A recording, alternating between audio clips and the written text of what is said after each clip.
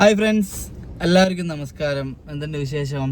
ഞാൻ ഇപ്പോൾ ഇവിടെ രാമനാട്ടുകരയാണുള്ളത്. നമ്മൾ വീഡിയോ എടുക്കാൻ വേണ്ടി തിരുവേഗപ്പുറ പോകേണ്ടതാണ്. നമ്മളെ മണികണ്ഠൻ എന്ന് പറഞ്ഞ ബ്രോൻ്റെ വീഡിയോ എടുക്കാൻ വേണ്ടി തിരുവേഗപ്പുറ പോകണം. അപ്പോൾ അന്നേരമാണ് പുള്ളി പറഞ്ഞത് ഞാനിവിടെ രാമനാട്ടുകര ഉണ്ട്, അപ്പോൾ നമ്മൾ എന്നാൽ നമുക്ക് ഇവിടുന്ന് വീഡിയോ എടുത്താലോ എന്ന് ചോദിച്ചിട്ട് ഇതാ വണ്ടി ഒരുത്തേൽ നിർത്തിയിട്ട് ഇവിടുന്ന് എടുക്കുകയാണ്. മണികണ്ഠൻ്റെ വീട് നമ്മൾ ഈ വീഡിയോയിൽ കാണിക്കാം, വീട് പരിസരമൊക്കെ കാണിക്കാം, പിന്നെ ജോലി ചെയ്യുന്ന സ്ഥലവും ഇതിൽ നിങ്ങൾക്ക് കാണിച്ചു തരാം കേട്ടോ. ഓക്കെ, അപ്പോൾ നമ്മുടെ അടുത്ത് തന്നെ ആളിരിക്കുന്നുണ്ട്, നമുക്ക് കാര്യങ്ങളൊക്കെ ചോദിക്കാം. നല്ലൊരു വധുവിനെ നമുക്ക് കണ്ടെത്തണം, യാതൊരുവിധ ബുദ്ധിമുട്ട് കാര്യങ്ങളൊന്നും ഇല്ല. ജോലിക്ക് പോയിട്ട് മാന്യമായിട്ട് കുടുംബം നോക്കുന്ന നല്ലൊരു ചെറുപ്പക്കാരനാണ്. ബാക്കി വിശേഷങ്ങളൊക്കെ പുള്ളിനോട് തന്നെ ചോദിക്കാം. അപ്പോൾ ഇതാണ് കേട്ടോ മണികണ്ഠൻ. എന്തൊക്കെയാ വിശേഷങ്ങൾ? നല്ല വിശേഷം, സുഖമല്ലേ? അപ്പോൾ നിങ്ങൾക്ക് എത്ര വയസ്സുണ്ട്? എനിക്ക് 38 വയസ്സായി. 38 അല്ലേ? കല്യാണാലോചനകൾ കുറേ ആയിട്ടുണ്ടാവില്ലേ നോക്കാൻ തുടങ്ങിയിട്ട്? അതെ, ഇപ്പോൾ ഒരുപാടായി കല്യാണാലോചനകൾ നോക്കുന്നത്. അപ്പോൾ അനുയോജ്യമായിട്ടുള്ള ഒരാളെ ഒരുപാട് ഇപ്പോഴത്തെ പെണ്ണ് കിട്ടാനില്ലാത്ത അവസ്ഥയാണല്ലോ ഇപ്പോൾ അല്ലേ? അതെ, നിങ്ങൾ എന്താ ചെയ്യുന്നത്? ഞാൻ ബാഗിൻ്റെ വർക്കാണ്. ബാഗ് നിങ്ങൾ തന്നെ? സ്റ്റിച്ചിങ്ങും കട്ടിങ്ങും എല്ലാം അറിയുന്ന ആളാണ്. എല്ലാം ഉണ്ട്. കമ്പനിയാണോ? അതെ അതെ, അവിടെ വലിയൊരു കമ്പനിയിൽ സ്റ്റാഫാണ്. അത് ശരി. അവിടെ എത്ര വർഷമായി? അവിടെ 12 വർഷമായി. 12 വർഷമായിട്ട്. അത് ശരി. നിങ്ങൾ എന്താ പഠിച്ചത്? ഞാൻ +2 വരെയാണ് പഠിച്ചത്. +2 ശേഷം അവിടെ ഞാൻ കുറച്ചു കാലം ഗൾഫിലായിരുന്നു. അതിനുശേഷം പിന്നെ അച്ഛൻ മരിച്ചതിന് ശേഷം പിന്നെ നാട്ടില് അമ്മ ഒറ്റയ്ക്കായിപ്പോയി. പിന്നെ ഞാൻ നാട്ടിൽ സെറ്റിലായി. നിങ്ങൾ എത്ര മക്കളാ? ഞങ്ങൾ 4 മക്കള്. 3 ചേച്ചിമാരാണ്. അവരുടെ ഒക്കെ വിവാഹം കഴിഞ്ഞില്ലേ? കല്യാണം. ഇപ്പൊ മണികണ്ഠനും പ്രായമായ ഒരു അമ്മയാണ് ഉള്ളത് അല്ലേ? അതെ, അച്ഛൻ റെയിൽവേയിലായിരുന്നു. അപ്പൊ അതിന്റെ ഒരു പെൻഷൻ ചെറിയ തോതിൽ അമ്മയ്ക്ക് ഉണ്ട്. അതെ, ഞാനും അമ്മയും മാത്രം വീട്ടില്. അതെ. നിങ്ങള് അപ്പൊ എത്രയും പെട്ടെന്ന് നല്ലൊരു വധുവിനെ നമുക്ക് കണ്ടെത്തണം. അപ്പോൾ മണികണ്ഠൻ ജോലി ചെയ്യുന്ന സ്ഥാപനത്തിലെ മുതലാളിയാണ് എന്നെ വിളിച്ചിട്ട് മണികണ്ഠൻ്റെ ഒരു വീഡിയോ എടുക്കണം, നമുക്ക് കല്യാണം റെഡിയാക്കണം എന്ന് പറഞ്ഞത്. ഒരു മുതലാളി വിളിച്ച് പറയുകയാണെങ്കിൽ അത്രത്തോളം സിൻസിയറായിട്ട് ആത്മാർത്ഥമായിട്ടുള്ള ഒരാളായിരിക്കുമല്ലോ, ഇല്ലാണ്ടൊന്നും ആരും അങ്ങനെ റിസ്ക് ഒന്നും എടുക്കുമല്ലോ. അപ്പോൾ അത്രയും ആത്മാർത്ഥമായിട്ടുള്ളൊരു ഇപ്പോഴത്തെ ഒരു കാലഘട്ടം എനിക്ക് അറിയാലോ, ഒരുപാട് ആൾക്കാർ ഡിവോഴ്സ്, ഗാർഹിക പീഡനം, അത് ഇതെന്നൊക്കെ പറഞ്ഞ് ഭയങ്കര ബുദ്ധിമുട്ട് ഇതൊക്കെയാണ്. അപ്പോൾ നമ്മൾ ഇഷ്ടപ്പെടുന്ന, നമ്മൾ ജെനുവിനാണെന്ന് തോന്നുന്ന ആളുകളെ വിവാഹം ചെയ്താൽ നമുക്ക് സന്തോഷമായിട്ട് ജീവിക്കാം. തീർച്ചയായിട്ടും നിങ്ങൾ നല്ല രീതിയിൽ മണികണ്ഠനെ പറ്റി അന്വേഷിക്കുകയൊക്കെ വേണം, അത് വേണ്ട എന്നല്ല പറഞ്ഞത്. എങ്കിലും അത്രത്തോളം ഒരാൾ പിന്നെ വിളിച്ചൊക്കെ പറഞ്ഞ് അങ്ങനെ എല്ലാവരും സപ്പോർട്ട് ചെയ്യുമ്പോൾ അയാളിലൊരു നന്മ ഉള്ളതുകൊണ്ടായിരിക്കും എന്നുള്ളത് കൊണ്ട് തന്നെയാണ് നമ്മളിങ്ങനെ ഒരു വീഡിയോ ചെയ്യാൻ യാതൊരു മടിയില്ലാണ്ട് ചെയ്യുന്നത് തന്നെ കേട്ടോ. അപ്പോൾ മണികണ്ഠൻ എന്താ പറയാനുള്ളത്? എന്തൊക്കെയാണ് ഡിമാൻഡ്സ് ഒക്കെ പറഞ്ഞോ? എങ്ങനെയുള്ള കുട്ടിയായിരിക്കണം കാര്യങ്ങളൊക്കെ? നമുക്ക് ഡിമാൻഡ്സ് ഒന്നുമില്ല. അപ്പോൾ ഞാൻ ചെട്ടിയാരെന്നുള്ള കാസ്റ്റിലാണ് വരുന്നത്. അപ്പൊ നമ്മളിപ്പോ അങ്ങനെ കാസ്റ്റ് ഒന്നും നോക്കുന്നില്ല. ഇപ്പൊ ഏജ് ആയതുകൊണ്ട് ഇപ്പോ സെക്കൻഡ് മാരേജും, കുട്ടികളില്ലാത്ത സെക്കൻഡ് മാരേജും നോക്കും. ബാധ്യതകളില്ലാത്ത സെക്കൻഡ് മാരേജ് നോക്കും അല്ലേ? അതെ. അപ്പൊ എത്ര വയസ്സ് വരെ നമുക്ക് നോക്കാം? ഒരു 35 വയസ്സിന്റെ ഉള്ളിലൊക്കെ നോക്കാം. 35 വയസ്സ് വരെ അല്ലേ? അതെ. അപ്പോൾ തീർച്ചയായിട്ടും നിങ്ങൾ മുമ്പോട്ട് ഒരു ദൂരം പ്രശ്നം ഉണ്ടോ?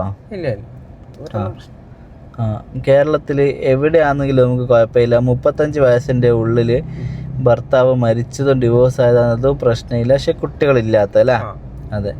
അപ്പോൾ അങ്ങനെ ഒരു കാര്യം പറയാനെന്ന് വെച്ചാൽ ഏജ് കുറച്ചൊരു 38 വയസ്സായത് കൊണ്ടാണ്. അപ്പോൾ മനഃപൂർവ്വം 38 ആയതല്ല, അന്നപ്പോഴേ അന്വേഷിക്കാൻ തുടങ്ങിയിട്ട് ഇപ്പോൾ പറ്റിയത് വരാത്ത കൊണ്ടാണ്. ഇതുപോലെ മണികണ്ഠനെ പോലെ ഒരുപാട് ആളുകൾ, പിന്നെ അല്ലെങ്കിൽ നിങ്ങൾ കുറച്ച് ലേറ്റ് ആയിട്ടാണല്ലോ വിവാഹം ചെയ്യുക അല്ലേ? ഞാൻ ഗൾഫിൽ നിന്ന് വന്നതിന് ശേഷം നോക്കാൻ തുടങ്ങിയതാണ്. ശരിയായിട്ടില്ല. അതെ, ഗൾഫിൽ നിന്ന് വന്നിട്ട് ഇപ്പം എത്രയായി? അത് 10 വർഷമൊക്കെ ആയി.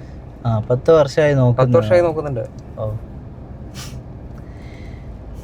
സാഹചര്യമാണ്. അതായത് മണികണ്ഠനെ പോലെ ഞാൻ പറഞ്ഞില്ലേ, ഒരുപാട് ആളുകളുണ്ട്. കല്യാണം എന്താണെന്ന് വെച്ചാൽ ഇവർക്കൊന്നും യാതൊരു പ്രശ്നവും ഇല്ല, ഇവർ സ്മാർട്ടാണ്, എല്ലാ കാര്യങ്ങളും നന്നായി ജോലി ചെയ്യും, കുടുംബം നോക്കൊക്കെ ഓക്കെയാണ്. പക്ഷെ കല്യാണം റെഡിയാവുന്നില്ല.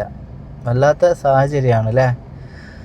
എന്തുകൊണ്ടായിരിക്കും ഇതിങ്ങനെ സംഭവിക്കുന്നത് അല്ലേ? പെൺകുട്ടികൾ ഭയങ്കര ചൂസ് ചെയ്യാവുന്നത് കൊണ്ടാണോ അറിയില്ല. നിങ്ങൾക്ക് ചുറ്റും ഉണ്ടാവും പാവപ്പെട്ട വീട്ടിലെ കുട്ടിയായാലൊന്നും മണികണ്ഠൻ്റെ വിഷയമില്ല, നമ്മൾ സ്നേഹിക്കാനും അവരെ സന്തോഷമായിട്ട് കൊണ്ടു നടക്കാനും ഓക്കെയാണ്. അപ്പോൾ നിങ്ങളെ വീട്ടിലൊക്കെ ഉണ്ടാവും സാധാരണ ആൾക്കാരും, പിന്നെ ഒരു നല്ലൊരാളെ വേണമെന്ന് ആഗ്രഹിച്ച് നിൽക്കുന്ന ഒരുപാട് ആളുണ്ടാവും. അവരിലേക്കാണ് നിങ്ങൾ ഈ വീഡിയോ എത്തിക്കേണ്ടത്. ഒരുപാട് പവറും അതും ഗവൺമെൻറ് ജോലിയും വലിയ സ്റ്റാറ്റസും ഞങ്ങൾ എന്നുള്ള ആളുകളിൽ ഇത് കണ്ടുകൊണ്ട് കാര്യമില്ല. അവരുടെ കൾച്ചർ, അവരുടെ രീതികളൊക്കെ വേറെയാണ്. നമ്മളൊരു സാധാരണക്കാരനാണ്, സാധാരണയായിട്ട് പൊന്നു പോലെ ആത്മാർത്ഥമായിട്ട് സ്നേഹിച്ചിട്ട് അവരെ നോക്കും. അങ്ങനെയുള്ള ആളുകളിലേക്ക് നിങ്ങൾ ഈ വീഡിയോ ഒന്ന് എത്തിക്കണം. ഇനിയും മണികണ്ഠനെ വിവാഹം വൈകാൻ പാടില്ല. 10 വർഷമൊക്കെ ഒരാൾ നോക്കിയിട്ട് റെഡിയാകുന്നില്ല എന്ന് പറഞ്ഞാൽ എന്താലേ. മണികണ്ഠൻ ഒരു പ്രതിനിധി മാത്രം. അതിൽ ഒരുപാട് ആളുകളുണ്ട് ഇങ്ങനെ ഇഷ്ടം പോലെ റെഡിയാവാത്ത. നിങ്ങളെ കറക്റ്റ് സ്ഥലം മലപ്പുറം ജില്ലയല്ലേ? തിരുവേഗപ്പുറ ബോർഡർ ആണല്ലേ? പാലക്കാട് മലപ്പുറം ജില്ലയുടെ അതിർത്തി ഗ്രാമമായ തിരുവേഗപ്പുറയിലാണ്. തിരുവേഗപ്പുറ. അതെ, അവിടെയാണ് കറക്റ്റ് വീട് വരുന്നത്. പിന്നെ ഫാമിലി ബാക്ക്ഗ്രൗണ്ടും കാര്യങ്ങളൊക്കെ പറഞ്ഞല്ലോ. നിങ്ങൾക്ക് വേറെ എന്തെങ്കിലും പറയാനുണ്ടോ? ഇല്ല, വേറെ അങ്ങനെ ഹാബിറ്റ്സോ അങ്ങനെ ഇതൊന്നുള്ള ആളല്ല. അതെ, വെള്ളടി അങ്ങനെ പ്രശ്നങ്ങളൊന്നുള്ള ആളല്ല. പിന്നെ നാട്ടിൽ വന്നിട്ട് ആർക്ക് വേണമെങ്കിൽ അന്വേഷിക്കാം. അതെ, തീർച്ചയായും. നമ്മൾ വാർഡ് മെമ്പറുടെ നമ്പർ വേണമെങ്കിൽ തരാം, അന്വേഷിക്കാം. അത്രയും ഗ്യാരണ്ടിയാണ്. അതെ, ഇതിൽ കൂടുതലൊന്നും പറയാനില്ല. അപ്പം മണികണ്ഠൻ്റെ കല്യാണം നമുക്ക് അടിപൊളിയായിട്ട് എത്രയും പെട്ടെന്ന് നടത്തണം. അപ്പോൾ പുള്ളി പറഞ്ഞല്ലോ, അങ്ങനെ ജാതി ഒന്നും അല്ലേ നമ്മൾ നോക്കുന്നില്ല. ഹിന്ദുവിലുള്ള ഏതാണെങ്കിലും നമുക്ക് സന്തോഷമാണ്. ആത്മാർത്ഥമായിട്ട് സ്നേഹിക്കുന്ന അങ്ങനെയുള്ള ഒരാളെ കണ്ടെത്താനുള്ള സെക്കൻഡ് മാരേജ് ആണെങ്കിലും ഓക്കെ ആണ്. ഇപ്പോഴത്തെ സാഹചര്യം ആദ്യ വിവാഹം ചെയ്യുന്ന ഒരാൾ സെക്കൻഡ് മാരേജിനും ഓക്കെയാണ്. പക്ഷേ കുട്ടികളുള്ളവരാകുമ്പോൾ നിങ്ങൾക്ക് അറിയാമല്ലോ, ഒരിക്കലും ആദ്യ വിവാഹമാകുമ്പോഴുള്ളൊരു മാനസിക വിഷമം കൊണ്ടാണത്. അപ്പോൾ അങ്ങനെയുള്ള ആളുകളൊക്കെ തീർച്ചയായിട്ടും നിങ്ങൾ കോൺടാക്ട് ചെയ്യുക. എത്ര പാവപ്പെട്ടവരോ എന്ത് ഉള്ളോട്ടാണെങ്കിലും പാലക്കാട് ജില്ലയിലായാലും ഒന്നും പ്രശ്നമില്ല. അപ്പോൾ നിങ്ങൾ കോൺടാക്ട് ചെയ്യും.